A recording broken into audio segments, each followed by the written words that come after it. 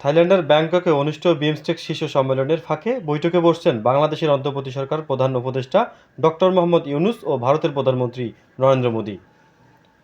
বাংলাদেশের রাজনৈতিক পট পরিবর্তনের পর এটি দুই প্রতিবেশী সরকার প্রধানের মধ্যে প্রথম বৈঠক হতে যাচ্ছে। কিন্তু বিমস্টেক সম্মেলনে যোগ দিতে থাইল্যান্ডে যাচ্ছেন ডক্টর মোহাম্মদ ইউনূস ও নরেন্দ্র মোদী।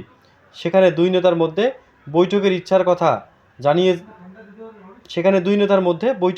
কথা জানিয়ে দিল্লিকে বার্তা দিয়ে চিঠি পাঠিয়েছিল ঢাকা। ওই চিঠির প্রতিউত্তর এসেছে দিল্লি থেকে। বুধবার 2 এপ্রিল দিল্লির সম্মতির বিষয়টি ঢাকাকে আনুষ্ঠানিকভাবে জানিয়েছে। ডক্টর ইউনূস ও নরেন্দ্র মোদীর বৈঠক নিয়ে আশাবাদী বাংলাদেশ।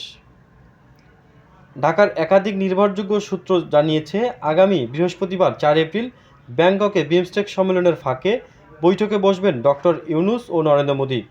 তবে কোন ফরম্যাটে বা কোন সময় এই দুই শীর্ষ নেতার বৈঠক করবেন সে বিষয়ে এখনও বিস্তারিত জানা যায়নি। গত 5 আগস্ট বাংলাদেশের রাজনৈতিক পট পরিবর্তনের পর বাংলাদেশ ভারত সম্পর্কে অস্বস্তি তৈরি হয়। অন্তর্বর্তী সরকার প্রায় 8 মাস পার করলেও দুই নিকট প্রতিবেশীর সম্পর্কে টানাপোড়েন থামছে না। তবে বাংলাদেশ ভারত সম্পর্কে আর অশান্তি চায় না ডক্টর ইউনূসের সরকার। পররাষ্ট্র মন্ত্রণালয়ের শীর্ষ পর্যায় থেকে ভারতের সঙ্গে আর যেন সম্পর্ক খারাপ না হয় সেই নির্দেশনা রয়েছে।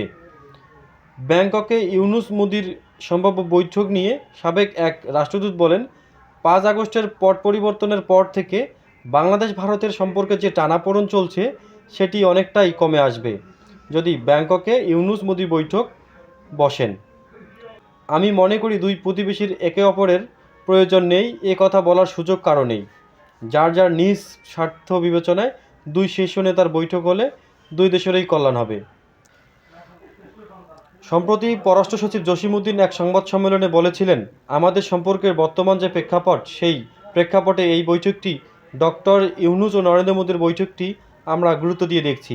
যদি এই বৈঠকটি অনুষ্ঠিত হয় তাহলে আমাদের দ্বিপক্ষীয় সম্পর্ক যে স্থবিরতা সেটা কেটে যাওয়ার সম্ভাবনা রয়েছে।